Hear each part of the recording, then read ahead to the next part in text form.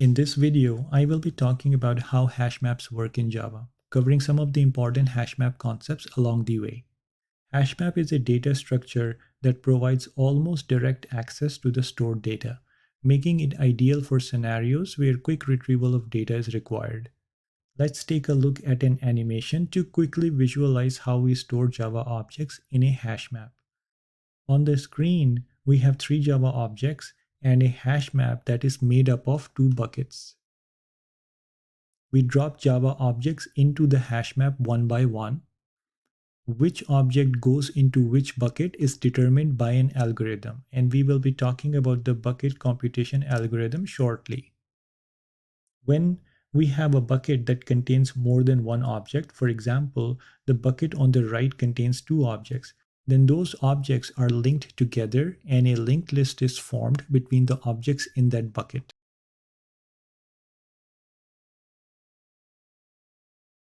HashMap is made up of buckets. Default is 16. When you create a new HashMap object using the default constructor, you get 16 buckets. Buckets or bins is just a metaphor. What you really get is an indexed array of size 16. You can create a HashMap with a different capacity. So I said that when you call the default constructor, you get an array of size 16. But what type of array is it? It is actually an indexed array that point to objects of type node. But what is a node? A node is a Java object that looks something like this. It has four fields or member variables. They are key, value, hash, and next. Any Java object can be stored as a key. Similarly, any Java object can be stored as a value. The variable hash can only store integer values, and the variable next can only store references to another object of type node.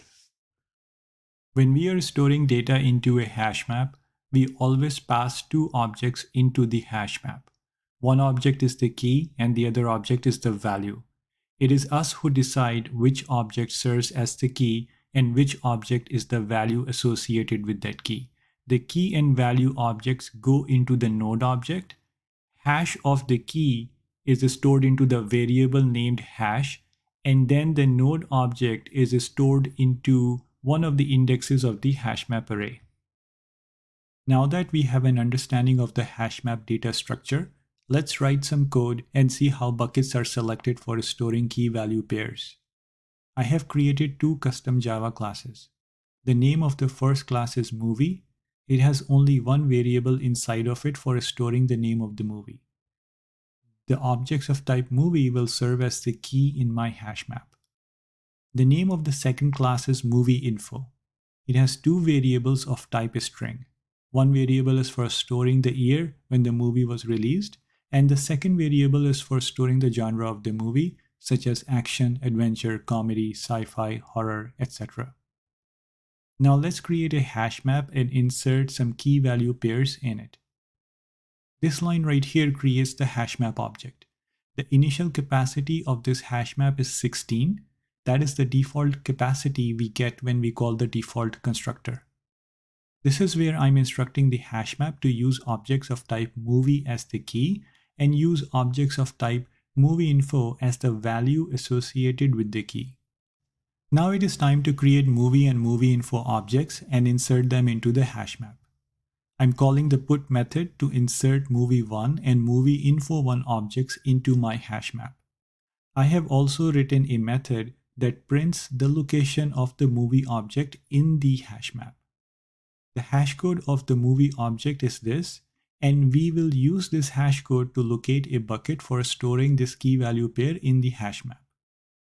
We get 5 when we plug in this hashcode into this expression, and we insert this key value pair into the fifth bucket or the fifth index of the hash map. Let's now insert the second movie and its information into the hash map. Here is the movie name, and we are going to store the year of the movie and genre in the movie_info object. Here is the hashcode of the movie object, and when this hashcode is plugged into this expression, it produces the number 13. So we will store this movie and movie_info into the 13th bucket or the 13th index of the HashMap's internal array. The third movie and movie info is going to be stored into the 12th index of the HashMap internal array. The fourth movie and movie info has a different hashcode, but when this hashcode is plugged into this expression, it produces the same number 12, once again. So according to the rule, we will have to store this fourth movie and movie info objects into the 12th bucket of the HashMap. But the 12th bucket already contains another movie and movie info. This situation is known as collision. Whenever the HashMap has to store more than one node into the same bucket, the nodes must be linked together. How do we link the two nodes together?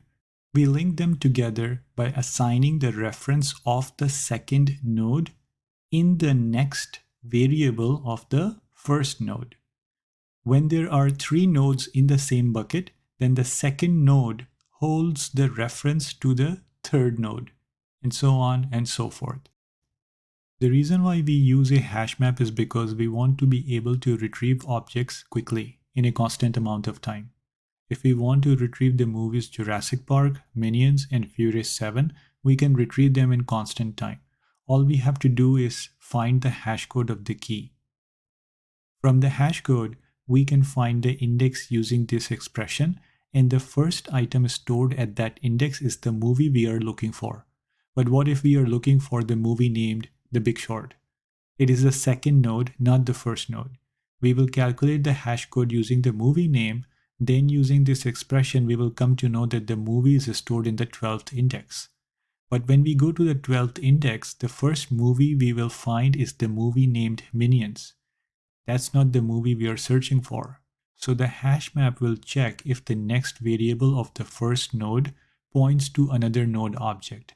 Since in this case, the first node does point to another node, the code moves on to the next node, checks the key, and the key matches. Finding the movie named The Big Short takes more time than finding the movie Minions. This situation isn't ideal, but it is not too bad either. At least we don't have 4, 5, or even more movies stored at the 12th index.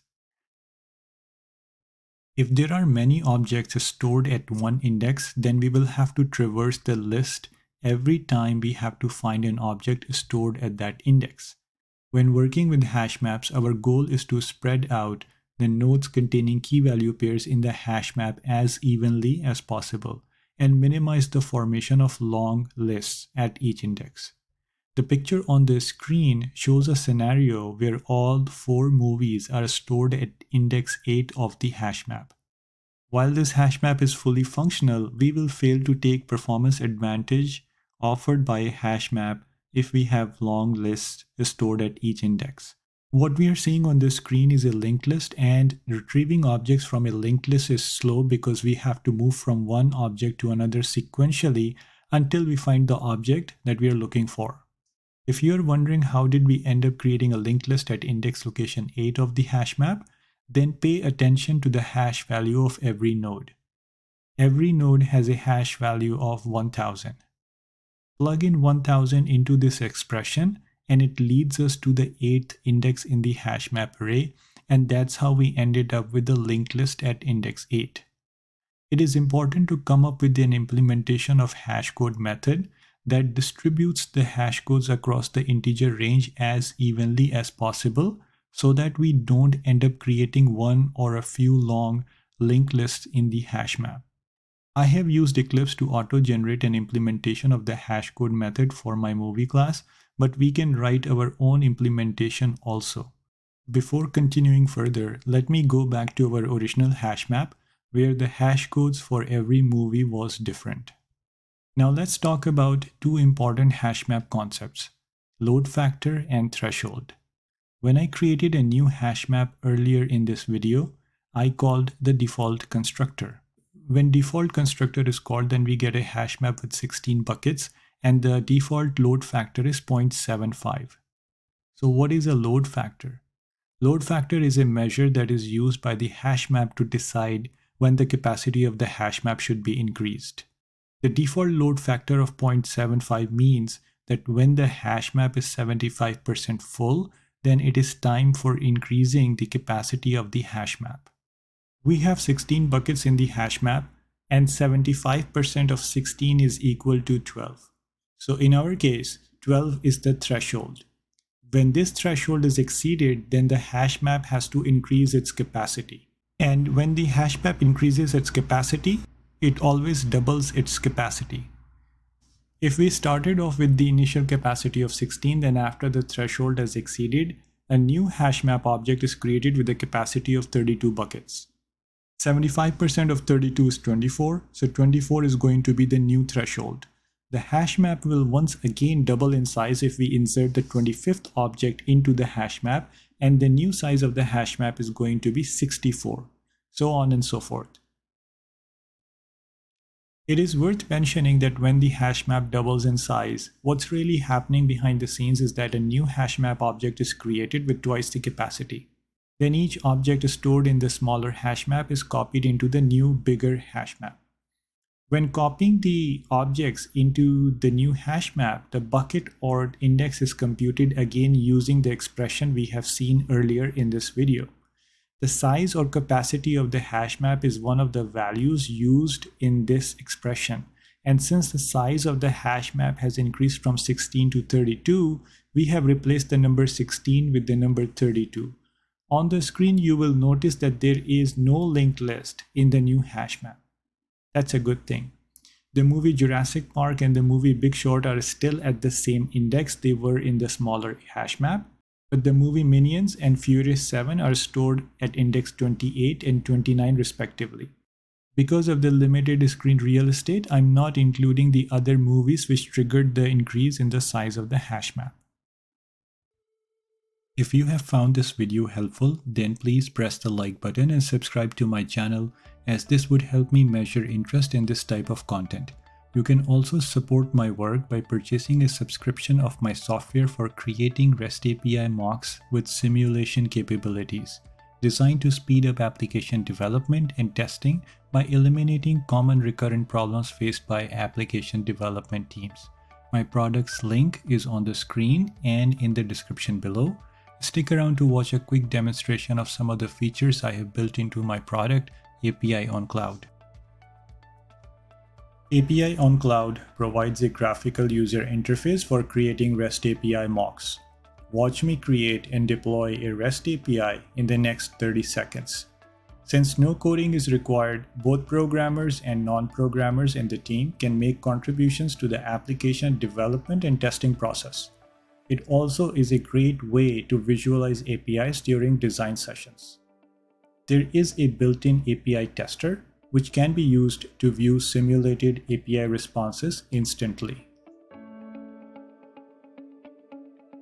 On the screen, you can see another mock API which is configured to return different responses, status codes, and content types such as JSON, XML, HTTP, and plain text. This makes it easy to test error handling capability of the API consuming code. It can eliminate the need to modify the source data repeatedly to generate different responses. With API on Cloud, you can easily create and test scenarios for which you don't have data in your test or development environment. If you have the response payload, then you can feed that payload to your API consuming code during defect analysis and debugging sessions. Another use case is when a test scenario takes too much time to recreate, but the test has to be repeated several times.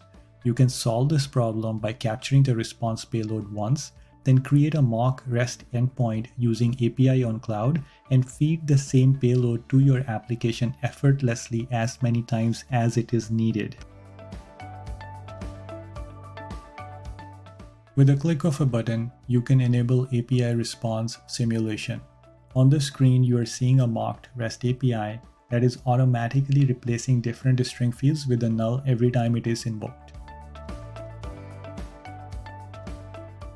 You can also choose to replace string values with empty strings as being shown on the screen.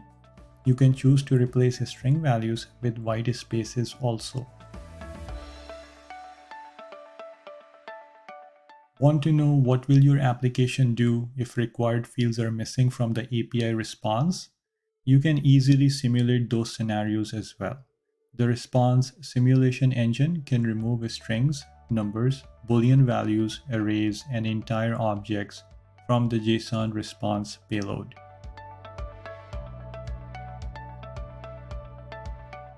You can also flip the values of Boolean fields in the JSON payload.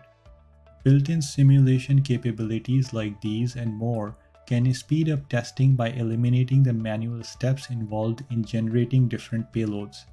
With API on cloud, you can also build a sandbox environment with simulations for your API consumers. This would allow your consumers to understand all the various responses their code should expect to receive from your APIs. If you have made it this far, then thank you again for watching this video until the very end.